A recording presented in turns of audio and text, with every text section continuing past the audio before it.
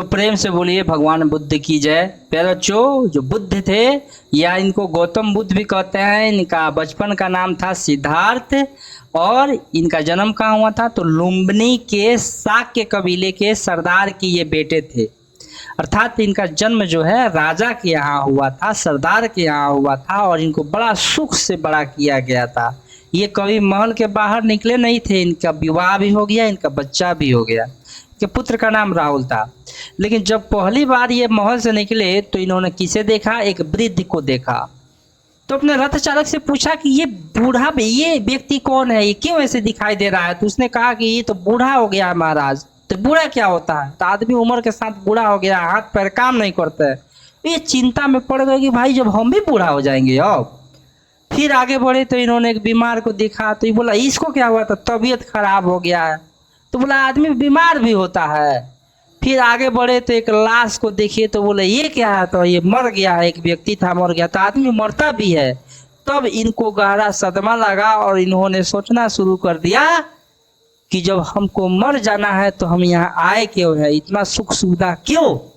धन संपत्ति का लालच क्यों? और इनके दिमाग में थौत आने लगे और उन्होंने सन्यास को अपना लिया, अपना राजपाट छोड़ दिया। और इनको ज्ञान की प्राप्ति कहाँ हुई थी प्यारे बच्चों? ज्ञान की प्राप्ति हुई थी बोध गया में। और इन्होंने पहला जो उपदेश था ये सारनाथ में दिया। और इसके बाद इनके भक्तों की संख्या, अनुयायियों की संख्या, फॉलोवर्स की संख्या काफी अधिक हुई। लास्ट में इनको कुशीनगर में निर्वाण प्राप्त हुआ। और प्यारे बच्चों, मैं आपको बता दूं इनका प्रिय शिष्य का नाम आनंद था और इनको तथागत कहा जाता था। भगवान बुद्ध को ही तथागत कहा जाता था। धीरे धीरे ये क्या करते थे कि ये इनके शिष्यों का एक दल जो है तैयार हो गया था और इन्होंने संघ की स्थापना किया। संघ की स्थापना किया इन्होंने। बौद्ध धर्म को बड़े एक संस्थागत रूप में स्थापना किया। मतलब कि इनके जो शिष्य थे, एक भिक्षुकों की जो है टोली खड़ी हो गई। तो इन्होंने धम्म की शुरुआत की। धम्म का मतलब क्या होता है? तो भिक्षुकों की संख्या। भिक्षुक किसे कहते हैं? खूब भली बात ही समझिएगा प्यारे बच्चों। ये जो भिक्षुकों की जो संस्था थी उसको धम्म कहा गया। भगवान बुद्ध जो थे तो उन्होंने संघ की स्थापना की और उस संघ में जो उनके शिष्य बने, अनुयायी बने और जो शिक्षक या प्रचारक उनके धर्म के थे या कटोरा लेके ऐसे गांव गांव घूमते थे।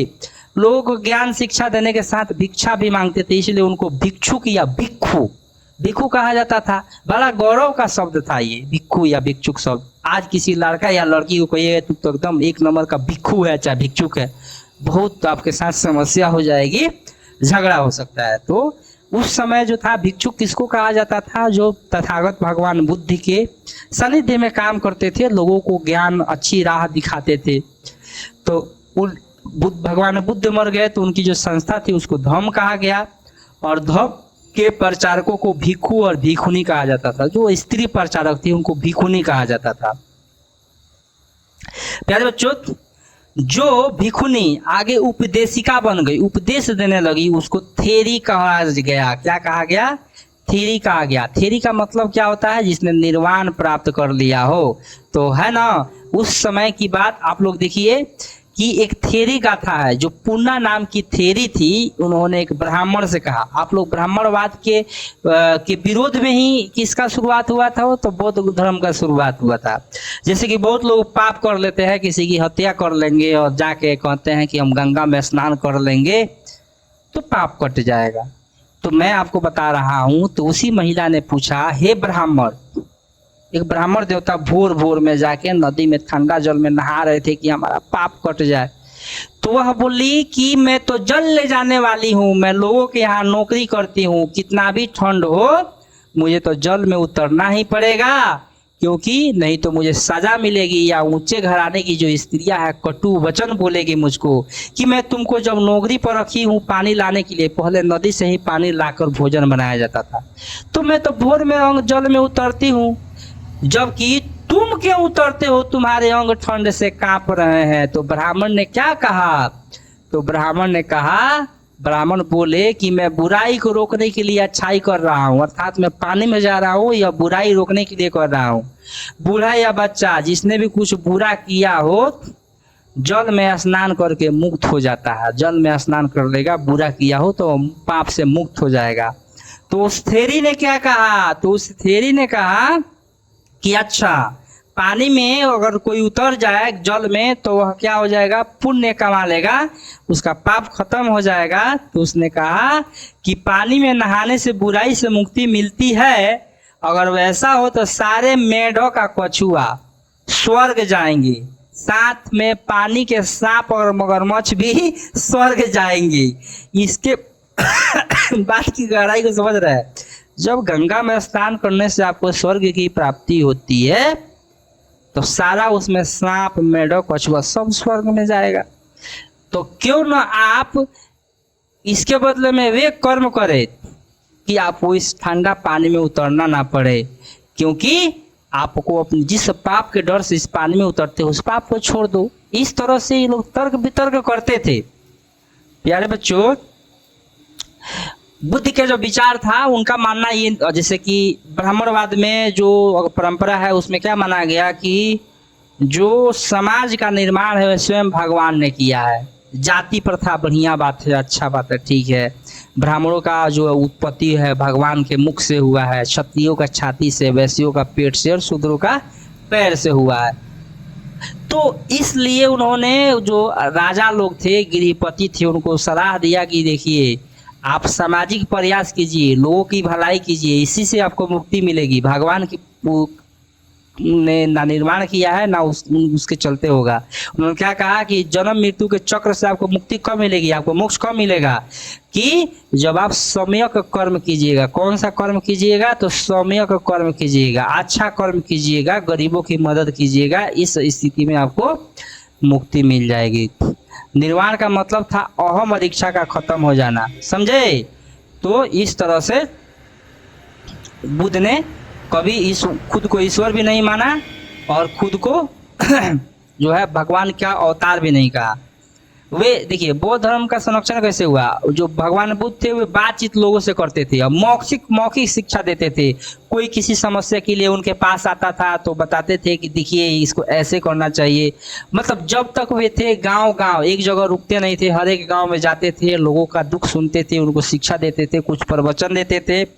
लेकिन जब भगवान बुद्ध मरे तो उनकी शिक्षाएं जो थी ये एक पुस्तक जो है कहाँ लिखी जाए, मतलब कि मान लीजिए कि जो उनके शिष्य थे, उनका एक बहुत बड़ा संस्था जो धम्म है उसकी तो स्थापना हो चुकी थी, उनके शिष्यों का फॉलोवर और अनुयायियों का बहुत बड़ा दल तैयार हुआ था, देश विदेश में उनके भक्त फैल चुके थे। तो भगवान बुद्ध के जो ज्ञान है उसको उनकी मृत्यु के बाद उनके शिष्यों ने एक सभा बुलाई बेसली में। बेसली का मतलब क्या है, वैशाली जिला जो है बिहार में है, वहाँ पर बुलाया गया और उनके शिक्षाओं का संकलन किया गया। तो बुद्ध की जो शिक्षाएं थी कहाँ पर संकलित हुई, भगवान बुद्ध के मरने के बाद वैशाली जिला में वहाँ पर बुलाई गई और जो उनकी शिक्षाएं थी वे पुस्तकों में, जिन पुस्तकों में समेटी गई उसको त्रिपिटक कहते हैं। क्या कहते हैं प्यारे बच्चों, त्रिपिटक याद रखिएगा।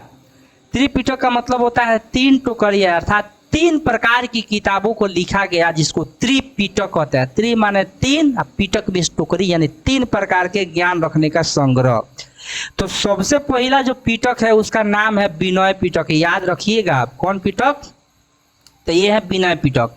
विनय पिटक में क्या किया गया, संघ या बौद्ध मत में रहने वाले लोगों के लिए नियम का संग्रह था कि जो बौद्ध मठ है, जो बौद्ध विहार है, उसमें जो लोग रहेंगे, जो उनके भक्त रहेंगे, भिक्षु और भिक्षुनी कैसे रहेंगे, कौन से नियम का पालन करेंगे, उसको इसमें लिखा गया।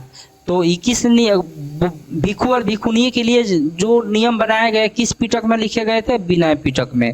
फिर आता है कौन सा पिटक, तो फिर आता है दूसरा सूत पिटक। ये सूत पिटक में क्या लिखा गया है, बुद्ध की जितनी भी शिक्षाएं थी, क्या करना चाहिए लोगों को, क्या नहीं करना चाहिए, तो सूत पिटक में लिखा गया। और तीसरा जो पिटक था उसका नाम था अभिधम्म पिटक। अभिधम्म पिटक में दर्शन से जुड़े विषय लिखे गए, याद रखिएगा, ऑब्जेक्टिव के दृष्टिकोण से या फिर सब्जेक्टिव से। त्रिपिटक का मतलब होता है 3 ज्ञान वाली टुकड़ियां, अर्थात वह जो स्थान, वह किताबें जिसमें 3 प्रकार के ज्ञान को लिखा गया है उसको त्रिपिटक कहते हैं। पहला पिटक को विनय पिटक, जिसमें बौद्ध मठ में जो लोग रहेंगे किस नियम का पालन करेंगे उनके लिए नियम बनाया गया। दूसरा जो बुद्ध की शिक्षाएं थी उनको सूत्र पिटक में लिखा गया और दर्शन से जुड़े विषय को अभिधम्म पिटक में लिखा गया।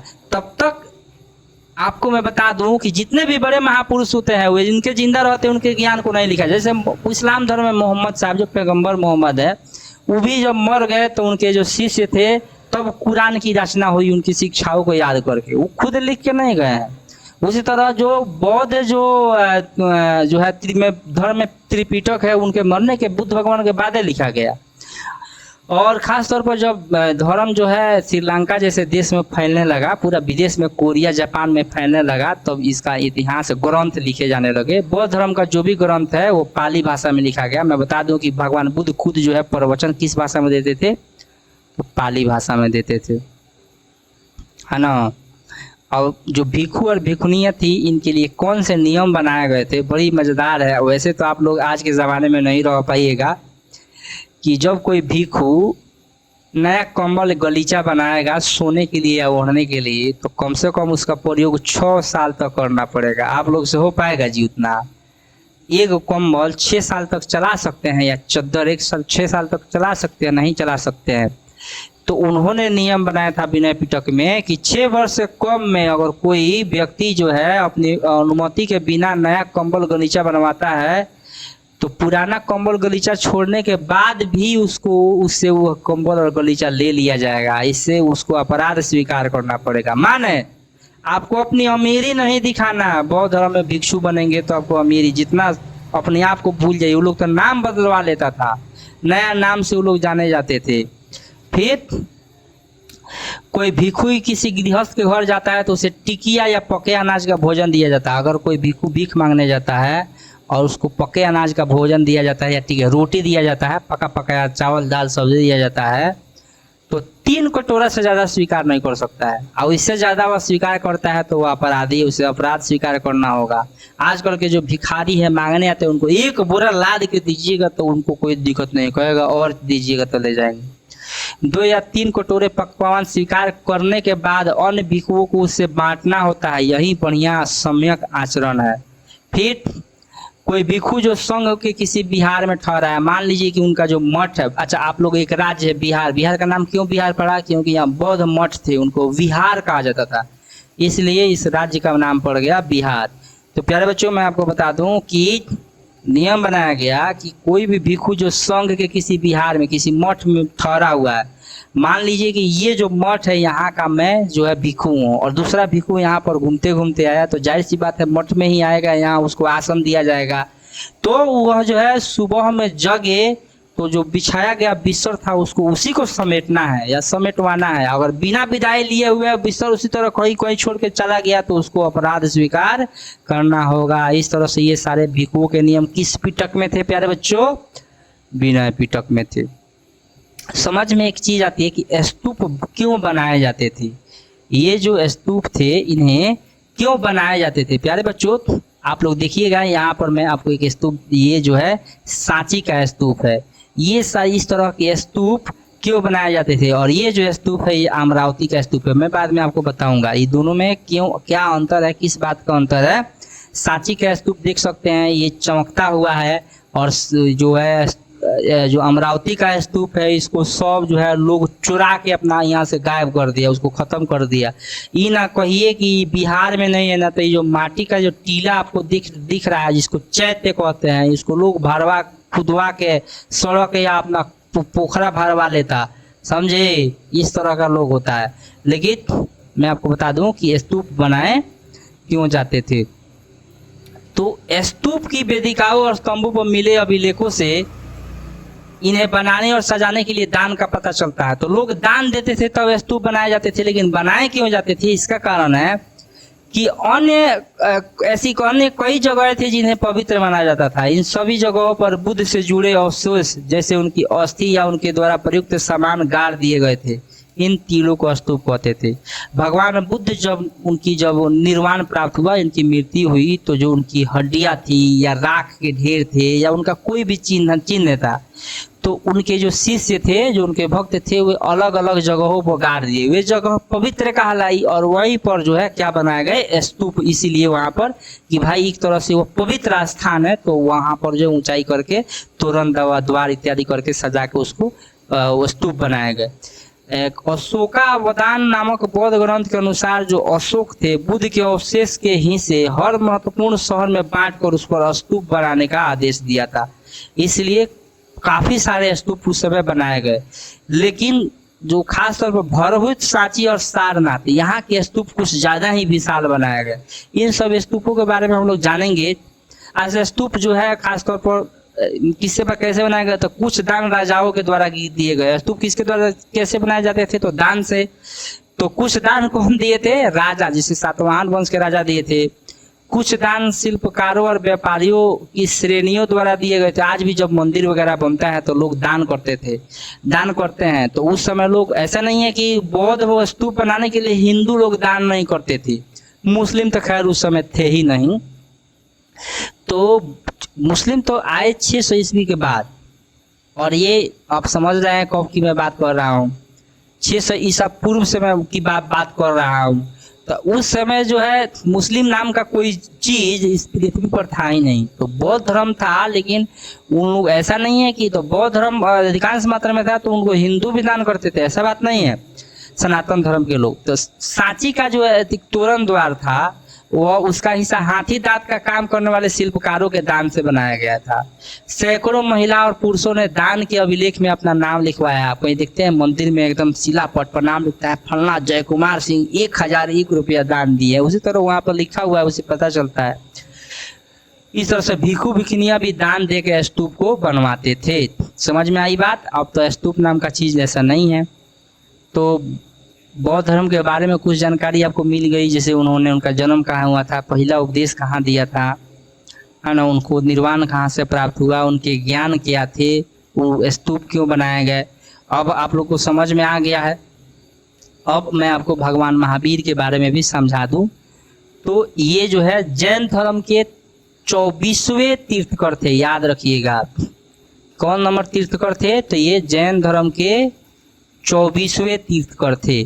तो जैन के मूल सिद्धांत जो है 6ठी ईसा पूर्व में वर्धमान महावीर के जन्म से पहले ही उत्तर भारत में प्रचलित है। जैन परंपरा जो थी, भगवान जो वर्धमान महावीर है, इनसे पहले ही प्रचलित है। तो जैन परंपरा क्या कहती है कि महावीर से पहले 13 शिक्षक हो चुके थे, जिन्हें तीर्थकर कहा गया। तीर्थकर का मतलब शिक्षक, जैन धर्म के शिक्षक। तो महावीर से पहले 23 थे, यानी कि वे महापुरुष जो पुरुषों और महिलाओं को जीवन की नदी के पार पहुंचाते हैं, उनको तीर्थकर कहते हैं। अब इसी से आपको समझ में आ जाएगा क्या चीज तीर्थकर किसे कहते हैं।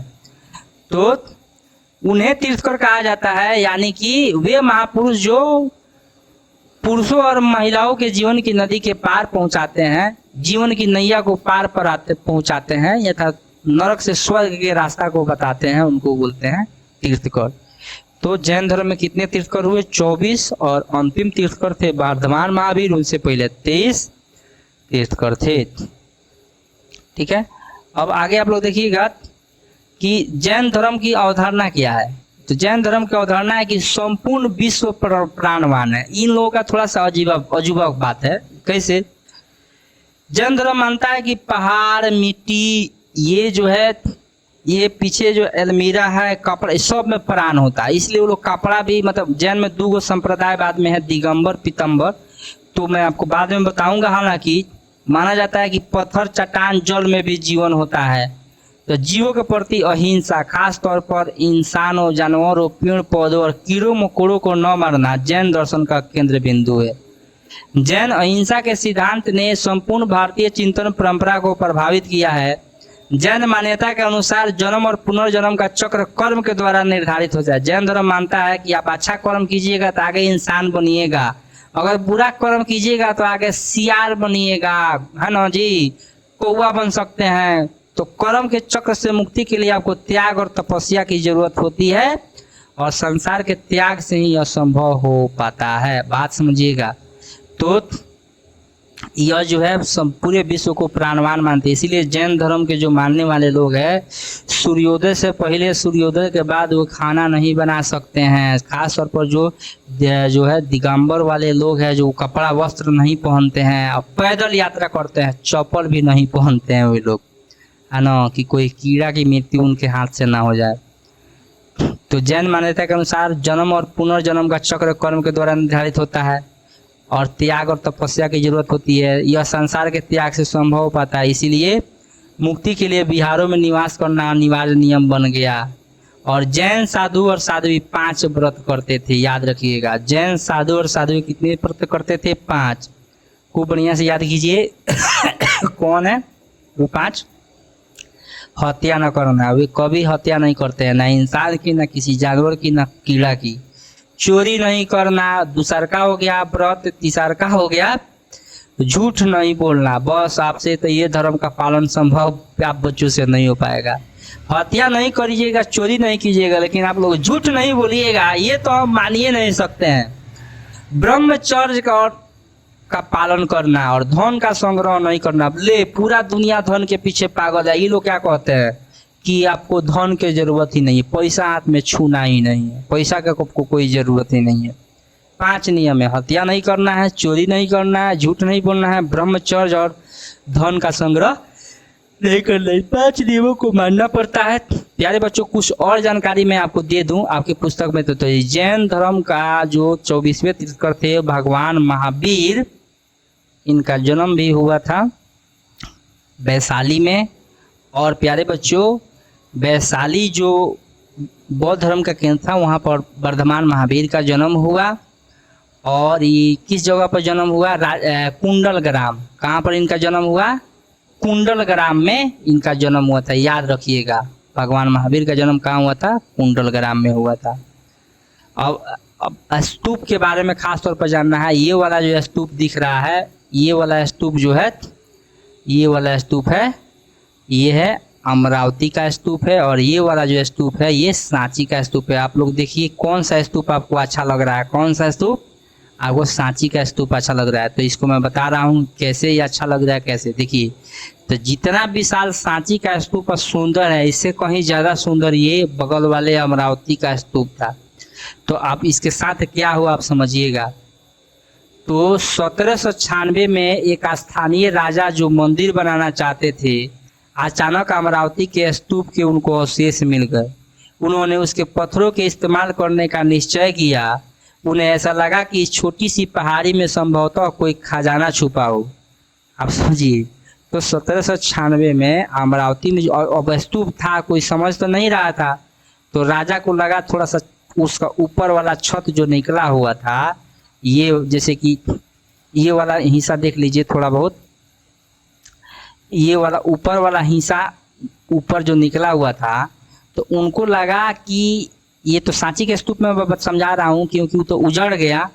तो राजा को लगा कि इसके अंदर निचवा जो है खजाना छुपा हुआ है ना। तो उसने क्या किया, उसको खुदवाना शुरू कर दिया। कुछ साल के बाद तो उसमें से सब पत्थर वगैरह सब लूट ले गया वो राजा। कॉलिन मैकेंजी नामक एक अंग्रेज अधिकारी इस इलाका से गुजरा, तो उसने कई मूर्तियां पाई और उसका चित्रांकन भी किया, लेकिन उसकी रिपोर्ट कभी छपा ही नहीं, है ना, क्योंकि सब कोई उसको लूटने में, उस अमरावती स्तूप को लूटने में लगे हुए थे।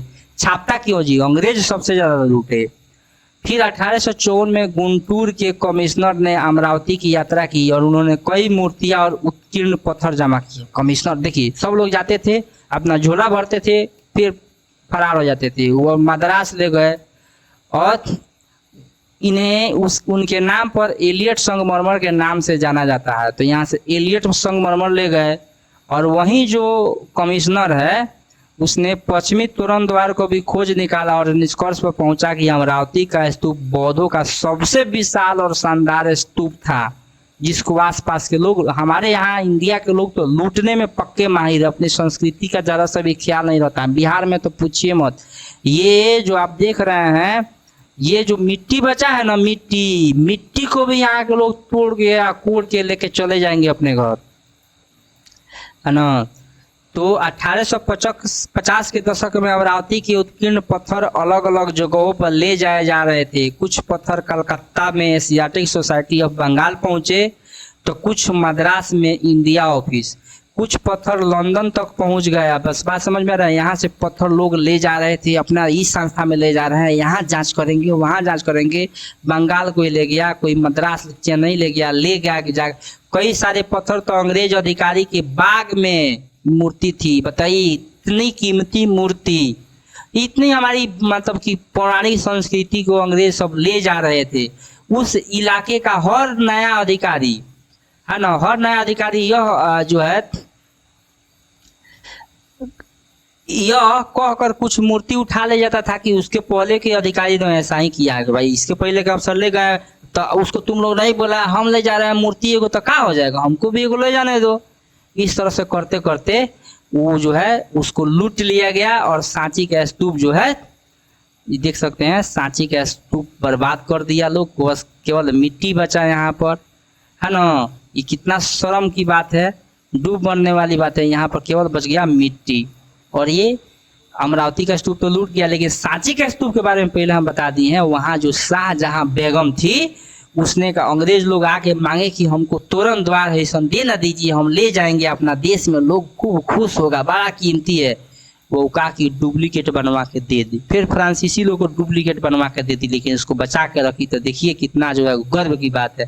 लेकिन अमरावती वाला सब जो है, पहले तो राजवा वहाँ के लूटा, तो वहाँ की प्रजा, जिस राज्य की राजा ही लुटेरा हो तो प्रजा तो लुटेरा हो ही जाती है। अब हम लोग समझेंगे किसके बारे में, तो बौद्ध धर्म में बौद्ध धर्म का हो गया बाद में बंटवारा, एक हो गया हीनयान और एक दूसरा जो कहलाया वो महायान। उसी तरह जैन धर्म में भी बंटवारा हो गया, दिगंबर और पीताम्बर। हीनयान का मतलब प्रारंभिक बौद्ध मत के अनुसार निबान हेतु व्यक्तिगत प्रयास को विशेष महत्व दिया गया और बुद्ध को भी मनुष्य समझा जाता था। इस मान्यता को मानने वाले हीनयान कहलाए। मैंने शुरू में बौद्ध खुद बुद्ध भगवान नहीं कहे कि मैं भगवान हूँ, तो बौद्ध मत के अनुसार जो है उन्होंने क्या कहा था, बुद्ध का तो यही बात था ना कि ईश्वर ने पृथ्वी को नहीं बनाया है, स्वयं के कर्म से ही आप निर्वाण को प्राप्त कर सकते हैं, व्यक्तिगत प्रयास से, जैसे कि मैं कर रहा हूँ तो खुद निर्वाण प्राप्त किए थे। लेकिन बाद में लोग कहे कि बुद्ध भगवान में कुछ तो शक्ति थी, भले नहीं कहते थे कि हम भगवान हैं, लेकिन कुछ तो शक्ति थी कि इतने राजा महाराजा उनके फॉलोवर हो गए, अनुयायी हो गए, शिष्य हो गए, इतना उनके, तो इसलिए जो बाद में बुद्ध को बोधिसत्व मानकर पूजने लगे। पूजा के खिलाफ थे बुद्ध भगवान, लेकिन उन्हीं को लोग पूजने लगे और बुद्ध को मुक्तिदाता मानने लगे। उनको महायान या थेरवाद भी कहा जाता है। हीनयान का मतलब जो बुद्ध को भी इंसान मानते हैं, और महायान का मतलब जो बुद्ध को भगवान मानते हैं, बोधिसत्व मानते हैं। समझ में आया। तो सनातन धर्म तो वैदिक युग में शुरू हुआ था, बौद्ध धर्म जैन धर्म तो उसको नीचे करके रखा था, लेकिन फिर एक बार पलटवार हुआ और वैष्णववाद बना।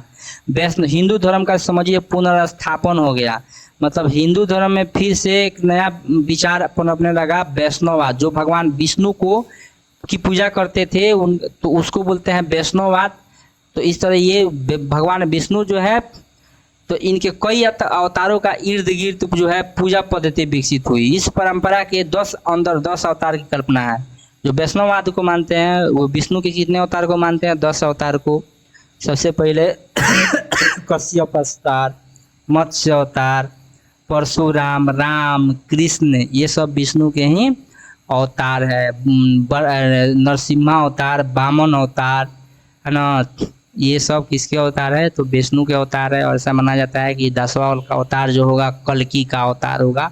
जो कलयुग में जो पाप बढ़ते जा रहा है तो उसको खत्म करने के लिए, पापी लोग जब बढ़ जाएंगे तो कल्कि के रूप में भगवान विष्णु का अवतार होगा और सभी पापियों का खात्मा होगा। यह माना जाता था कि पापियों के बढ़ते प्रभाव के चलते जब दुनिया में अव्यवस्था और नाश की स्थिति आ जाती थी तो विश्व की रक्षा के लिए भगवान अलग अलग रूप में अवतार लेते थे। और इसी पर भगवान श्री कृष्ण गीता के उपदेश कहते हैं यदा यदा ही धर्मस्य ग्लानिर्भवति भारत। ये वाला श्लोक सुने होंगे कि जब तक भारत में जब धर्म की हानि होती है तो मैं जो है ईश्वर हूँ, लेकिन मैं धरती पर आता हूँ और पापियों का खात्मा करता हूँ। तो इस तरह से वैष्णववाद जो है मैं इस परंपरा का मैं तरह से भक्त हूँ। तो विश्व की रक्षा के लिए भगवान अलग अलग रूप में अवतार लेते थे और विष्णु का सभी स्थानीय देवताओं को भी विष्णु का रूप माना जाता था, यानी कि एक ही भगवान के कई सारे रूप हो सकते थे। बाद में शिव संप्रदाय हुए, भगवान शिव को शंकर जी को जब लिंग के बनाकर पूजने वाले लोग को शिव संप्रदाय के लोग कहे गए, देख सकते हैं ऐसे। तो बाद में हालांकि दक्षिण भारत के लोग शिव परंपरा को ज़्यादा माने, उत्तर भारत में वैष्णववाद ज़्यादा फैला, दक्षिण भारत में शिव संप्रदाय ज़्यादा फैला। जो वैदिक साहित्य थे उनको पढ़ने की अनुमति शूद्रों को, जैसे कि सबसे वैदिक साहित्य जैसे कि ऋग्वेद, सामवेद, यजुर्वेद, अथर्ववेद, ये जो है ये सबको शूद्र लोग और महिला इसको नहीं पढ़ सकती थी। इसके लिए हमारे हिंदुस्तान में जो है पुराण ज़्यादा प्रचलित हुई। पुराण कितने पुराण है? वेद 4 है, वेदांग कितने हैं? 6 है, पुराण कितने हैं? कमेंट करके बताइए आप लोग। जिन्हें कोई पढ़ या सुन सकता था, 18 पुराण है, समझे? तो इन्हें कोई भी पढ़ सकता था या सुन सकता था, तो पुराण ज़्यादा प्रचलित हुए। जैसे कि हम लोग देखते हैं कि शिव पुराण है ना जी, गरुड़ पुराण है ना, ये पुराण ज़्यादा प्रचलित हुए 18 पुराण, और लोग इनको कथा के रूप में पढ़ते रहे। तो प्यारे बच्चों, बस यही पार था। उम्मीद है कि आप लोग भली भांति इसको समझे होंगे, और वीडियो अच्छा लगे तो मैं तो यही कहूँगा कि वीडियो जब अच्छा लगा तो दोस्तों में शेयर कीजिए। और इतना जो है मैं मेहनत कर रहा हूँ इसके लिए, तो एक सब्सक्राइब तो बनता ही है। चैनल पर नए हैं तो चैनल को सब्सक्राइब कर दीजिए और दोस्तों में शेयर कीजिए, है ना। फिर मिलेंगे अगले वीडियो में, तब तक के लिए जय हिंद, जय भारत।